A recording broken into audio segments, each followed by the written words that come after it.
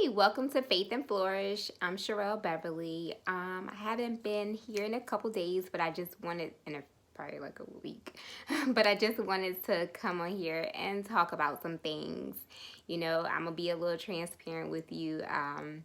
It's been a rough last past week or so because um, my last ex, he really was my best friend. I had like four people that I had in my circle: my two girlfriends, him, who I consider my significant other, right? I was playing wifey, so in my head he was already my husband, and my father. And I talked to him, you know the ex, about everything. We talked for hours a day. You know what I'm saying? Like he was really, this has been the last couple of years. Because when he came back into my life, he said, "I get it now, you're my wife." And so I had already been on that mindset that we were building together, and the only reason why I really walked away even from our friendship is because I put two and two together, and the truth just came to the light, and I realized just over these last couple of years, he's every time, like, maybe we had an argument or disagreement or whatever it was, because we were both detoxing from toxic relationships. Every time we had something going on, I realized that he had a girl on a rebound and slept with them, you know what I'm saying, the whole time. And then I realized the reason why I cut off even just talking to him, even though the sex had been cut off, even the reason why I cut that off, the reason why I withdrew or whatever, is because I found out he was talking to another girl. Okay, we had the same phone bill. So I saw this phone number that, he kept, look like every time he's not on the phone with me, he spent as much time on the phone with this person. So I try not to assume that it was a girl, but basically it came out, you know what I'm saying, like in a conversation, and yeah, it came out. And so that's when I really walked away or whatever. But as I started walking away, which this has happened in the past too, over the last past 2 years, like every time I try to walk away, then he's nasty, you know what I'm saying? Like after or whatever, like he turns into this person, that that I love, and he's my best friend. Like we just talk about a lot and stuff, to really just being just nasty. I guess because he's hurt. I don't know. I'm not gonna sit here and try to explain why or whatever. But this last time when I'm walking away and he knows this is for good, I've never really did this. I never stopped being there, or so I don't even want the friendship. I've never done that. Even the 5 years that we were friends, I never did that. I was always, we were always cool then, and now it was hard to walk away because we had stuff tied together. We were just doing stuff or whatever, doing life together, and but I realized, like, no, because I never dealt with cheating, y'all. I never dealt with cheating. I never dealt, that I knew of, or, and I just couldn't believe this was him. But I realized that over the last 5 years that me getting pregnant during that time, I was just a rebound. I was just, and that's what it was even this time around. Even though he came back and said, he was like, "I get it now, you're my wife." Apparently, it wasn't like that. It was just, maybe I just so happened to answer. I don't know. But anyways, he just got really nasty, and I don't know if I'm gonna post the messages, because I was gonna post the emails just so people can see how that toxicity looks or whatever, because it is toxic, and he'll get, and another reason why I started walking away toward the end is he got controlling, you know what I'm saying, and I don't deal with that because it reflected the white guy, that abusive relationship. And so when I started seeing symptoms of that, I just couldn't. I was like, nah, this is not, I don't work well under that.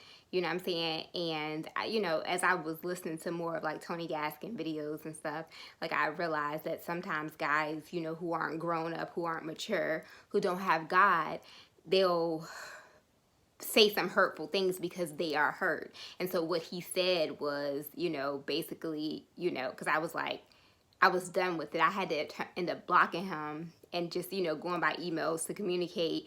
And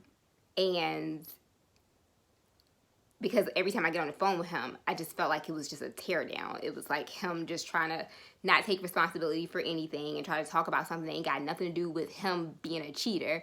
And so I just got fed up with it. I was like, look, can you just like leave me alone? I was like, you're a cheater. You know what I'm saying? You don't deserve me. You know, like at the end of the day, I've been, these last 2 years, besides that one time that we both talked about, like, I had been faithful and I didn't talk to nobody else. I wasn't waiting for nobody, you know, I didn't have nobody else on the backup. But you have multiple girls, you know, and so that's just not fair. And so at the end of the day, I'm really walking away because you are a cheater and you just can't live with that, you know.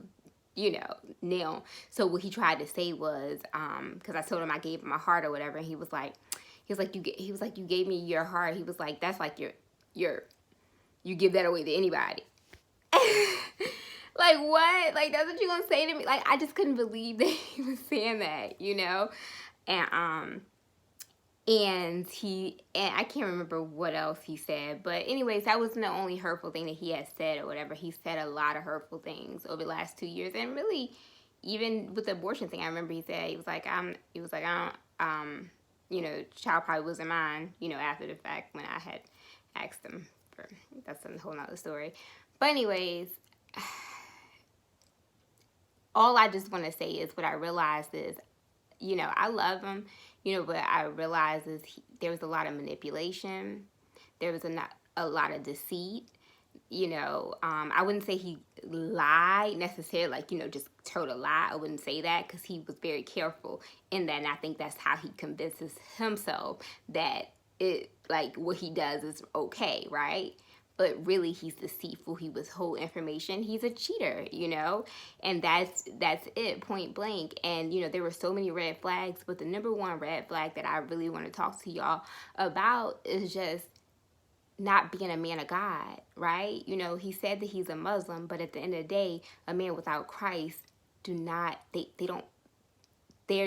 going to be convicted, you know, and don't know how to really be in a real relationship. First off, none of us really know how to be in a healthy relationship, right? So a man without Christ that don't even know that biblical foundation, he is not going to know. He's not even going to try. When I tell you, my ex, like, he is so, like, full of himself. Like, he was like, and let's be real, he was like, if I still wanted you, I could still have you. And, what else he said? He was like, something like, so who really walked away from who, right? And so he tried to say, like, because, you know, I didn't really give my heart away because I give away myself, like, it ain't nothing. So he said he didn't feel special. Like, that has anything to do with him cheating. At the end of the day, if I wasn't this or whatever, and it was like this, why'd you come back and say that I was your wife? And why all these 2 years, except for when I pull away, you know? But that's on another story or whatever. But the main thing is, a man without God, like, y'all gotta stop. Like, how can you expect to be in a relationship? And as I'm talking to y'all, I'm talking to myself. How can y'all expect to be in a relationship with a man who cannot love you like Christ loved the church, who's not going to present you, you know, like, unblemished, you know, before you get married or whatever? And I know that's, most men aren't going to do that or whatever, but it, you know, it's not even going to, like, if you're telling him that you're a woman of God and you're on this path, you know, I don't, even if he's not really on that path, you know, I feel like he would do his best to respect your boundaries, right? And so, you know, so that's really hard, you know. And so I don't really think a lot of the things that he said was really him. Like, because I can't think, I've known him for 7 years now, and I just couldn't believe these things that he was saying. And so, but really, when a man doesn't have Jesus, he's just a pawn in the devil's hands, right? So the devil is just all up in his ear, like, you know, say this, and he's hidden all those things or whatever, right? And he's not being convicted by it. He thinks he's doing right. And he even watched I sent him my videos or whatever about my testimony, and he even said that I disrespected him in my videos. What? How? Like, anyways, but when I realized and look back over the last couple of years, it was a lot of toxicity, abuse, you know, but it was on emotional, psychological skill, right? You know, it was just those things, that type of abuse, and we don't want to identify it, but that's a red flag that we really should identify. But if you can do these two things and make sure the man is a man of God, and is really trying to live a righteous life by those words of the Bible because he fears God, right? And also stop having sex, because sex creates a soul tie. So because I disobeyed God and I listened and I had sex or whatever, and again, this is a long soul tie from me having an abortion, right? So it was already there. And that's how I knew the enemy, because I had even prayed to God. I was like, God, I don't want, please don't send nobody for like 5 years. Like, I don't want to be in a relationship after the white guy, right? And then here goes my ex coming, right? And I feel like the enemy knew that he was the only one that I would actually entertain, you know? And not even my ex friends with benefits, I guess. But you know, that because I really did like him. I always liked this friendship and stuff like that. And you know, we just had good chemistry. You know, just it was just good. And so I entertained them or whatever, and then I still disobeyed God by having sex. So at the end of the day, I can't be mad at any of the things that he said to me. When I tell you, it's so hurtful, and it's probably been a reason why I haven't really recorded, just because it's just been a lot to process. Like, you know, somebody that you spend every day talking to, you know, for hours, and that you adore, and you know, that's what they can say to you, as if you playing wife over these last 2 years, like kind of sacrificing a lot of the things, you know, to make sure that he's good, that his kids are good and stuff like that. Just a lot of things that I did, and I just can't believe somebody would do that. But then again, you know, I guess I can believe it because family does it too, right? So, you know, he was kind of like my family in a way, and I used to call him like you're my family. But clearly, you know, I don't know, a lot of betrayal there. But yeah, so man, what I got, he's just a pawn in Satan's hands. Satan is running the show, all right? And by you staying in that relationship, you're gonna get hurt. And that's exactly what happened to me. I hurt myself. And I couldn't hear that clear from God because of disobedience, because I had sex when I know God called me not to have sex. And it causes a soul tie. You know, it's so crazy. We're so caught up on like, oh, we want to, you know, caught up on the things of the world, but then we want the biblical blessings, right? It's either one or the other. And know that if you do sin, and I know, you know, that's the reason for Jesus, that, you know, we are able to repent for our sins, and, you know, and there's a lot of mercy and stuff like that, and we may not get all that we deserve.